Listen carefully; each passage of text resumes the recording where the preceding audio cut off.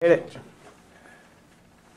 Hello, my name is Brendan Garnett, and I chose to do my culture research project on the Jewish culture, and I chose to do my interview on my boss's son, and who is right here.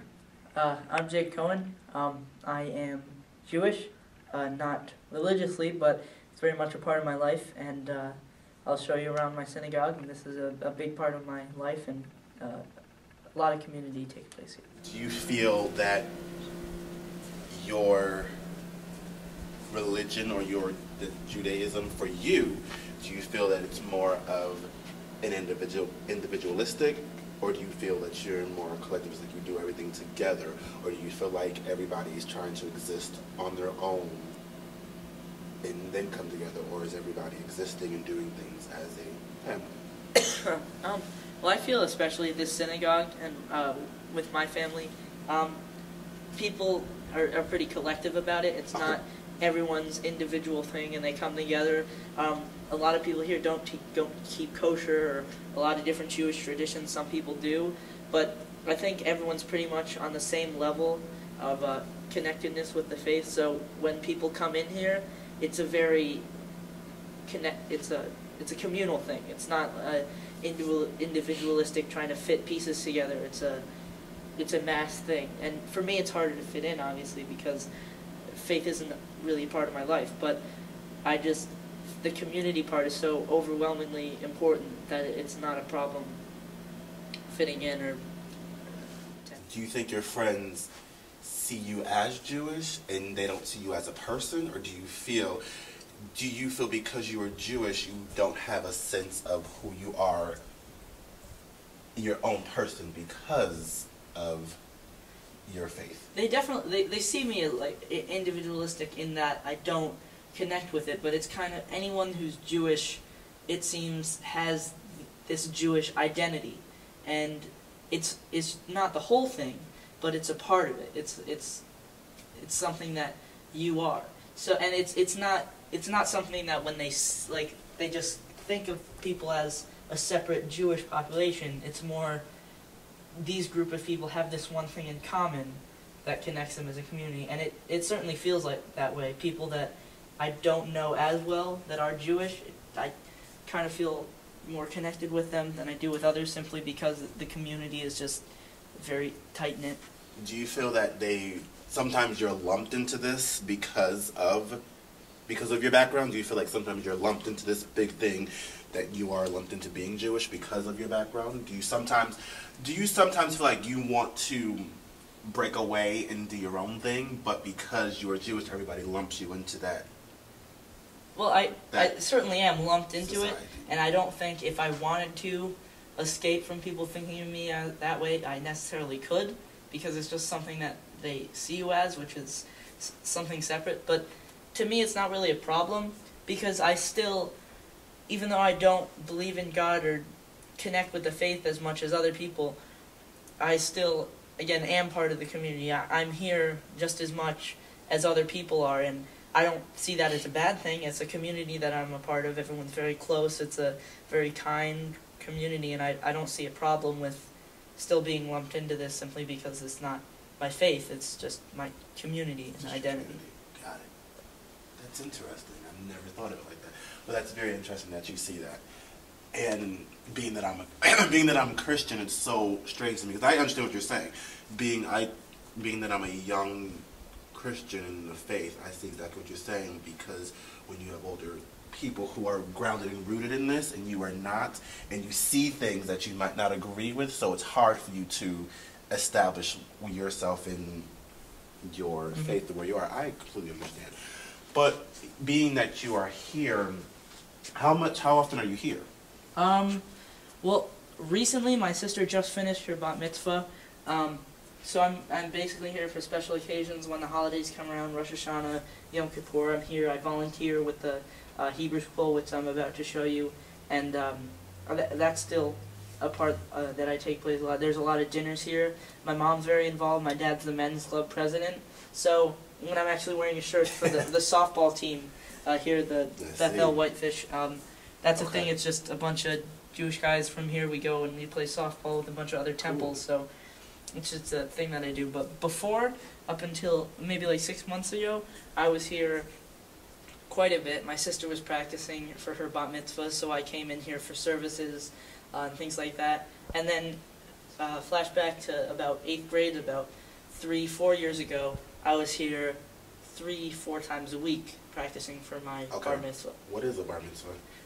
It's a celebration of becoming a Jewish adult, at least in the religion eyes. You become like a full practicing member. You count as a person.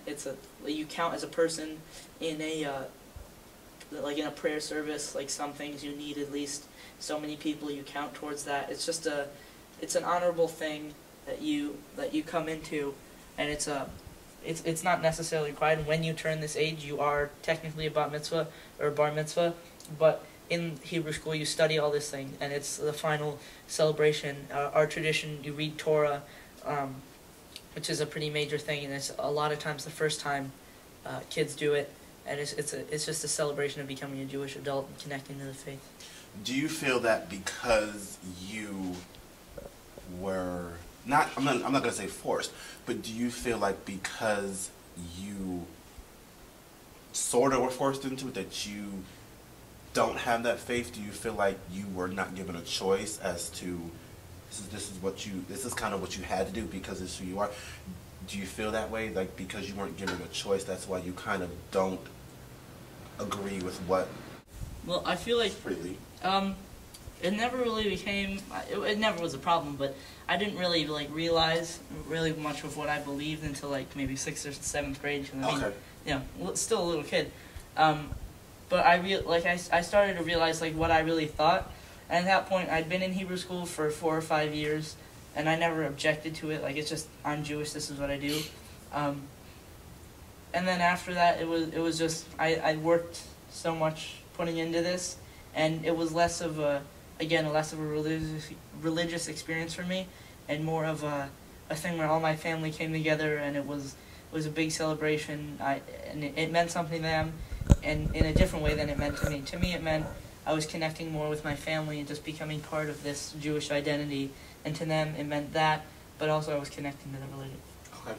So I'll show you the Absolutely. Hebrew This school is where area. you went to Hebrew school? So this is the education quarters. Okay. This is your education quarters of there's a Hebrew bunch. school. There's a bunch of classrooms here. This room, if it's not locked.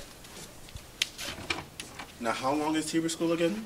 Hebrew school is 2 hours a day, and people go from 1 to 3 days a week. How many days a week did you go? When I first started off, it was 1 on Sundays. As I got older, it was Sunday, Tuesday, Thursday, and then it was just Saturdays, and then it was just Tuesday. It's for every grade, it's a bit different, but I did all of them. Now, how did you going to Hebrew school impact you on the outside of trying to do extracurricular activities with your friends or with your outside school? What was that like? Hebrew school ended at about 8th grade, so my high school career, which most of the after-school activities hadn't started yet. But it really didn't infringe upon anything else I did with my friends, because I had friends here as well. Okay. So if maybe I didn't want to sit down and just listen to a teacher for an hour, but I still got to see my friends here, and every week there was at least one fun activity, so it was kind of just an extracurricular activity in its own. Okay. But this is the main office. This is just kind of the center of it. At any time between bells or beginning and end of Hebrew school, this whole area is packed with people, just volunteers running in and out of here, people sitting here, and this is just one of the most imprinted memories on me, because I've spent so much time in here. There's just sitting here, just taking attendance for people, or coming here collecting these tzedakah boxes. What is a tzedakah box? Tzedakah in Hebrew is charitable giving. Okay. So every class puts money in here every day, and it builds up, and we donate it to the Jewish Home, I believe, or the National Jewish Fund, and that was just a big part of it. And just this office was kind of the center of everything in here, and that was a lot of it. You know? So education is very, very important in Judaism. Yeah, absolutely. I don't know one Jewish friend that didn't attend Hebrew school at least for a certain amount of time. All my family has, and it's something that basically every Jew can connect to. Now, what is all this? Then we passed by this. These are earlier. talit. Yes, It's a garment that Jewish males wear during services after your bar mitzvah. Okay. And it's just a traditional thing. The prayer service involved these corners of it, and there's a bunch of it's part of a rituals. You say prayers with it, and it's just a custom for Jewish males. This is the.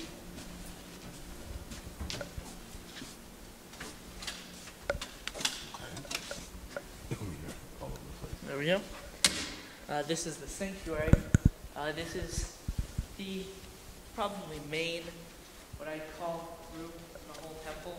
It's the room where services and tefillah happen. And it's really a way for the kids to connect to the bigger community, because this is where Saturday services happen, as well as the Hebrew school. And how long does a service usually last? A Saturday service is usually about 3 hours, 2 hours, in that range, and it's a much bigger thing. They take down these Torahs right here, and they read from them, and there's prayer books right here under every seat for people to use. And, yes, it's do a you big thing. do you guys don't do services on Sundays? It's only Saturdays. There's like a morning quicker service on Sunday. There's one a lot of the days of the week, but that's only the most devoted congregants. There's not as many people here. The main Shabbat service is on Saturday. Okay. And what is Shabbat? What does that mean? It's the day of rest in the Okay. Jewish religion, and that's when the most people come. There's services in here, and afterwards there's a luncheon on the other side, and people have food, and it's a big part of the Jewish culture on Saturdays. Everyone comes here, they talk, meet with people, have services, and it's just a really communal experience. Is it like one big service, or is it several different services? It's one big service that happens here. They have one for like little kids, like Tot Shabbat. It's for like 2-year-olds, and that's just to keep them occupied, connected. But other than that, it's just this one. This is actually very. This is so cool and interesting that I understand a lot of what I'm talking about in my class about how, because it's a multicultural perspective class, I understand how you guys see yourselves as a collectivist. Like everything you do is done as a group. You don't do anything as individuals. Everything is done together to build a sense of community and to build a sense of, we're in this together. And I like that. And there are some religions that don't do that, but I like the fact that you guys stay true to who you are. And It's a very build upon that. And I think that's very neat. Judaism is it's not only just it's a religion. It's an identity. It's a culture. It's a community, and it's a part of your life, not just a part of what you believe. Absolutely. This is a Torah that was salvaged from a temple in Europe during the Holocaust, and there's candles here. It's a tradition for us to light memorial candles at certain times of the year, on certain holidays that commemorate the Holocaust. And back in the sanctuary, we have another Holocaust Torah that we actually read out of, and is in use. And I actually read out of that for my bar mitzvah because my great-grandmother actually survived the Holocaust, so I read it as kind of as an ode to her. Did you meet her, or had she passed before you? No, she passed when I was young, but and I do remember her, so it meant a lot to me to be able to connect to something that was so near to me. It's neat. I like that. That you have a commemorative wall of what you guys went through and how you read from the Torah, from the Holocaust.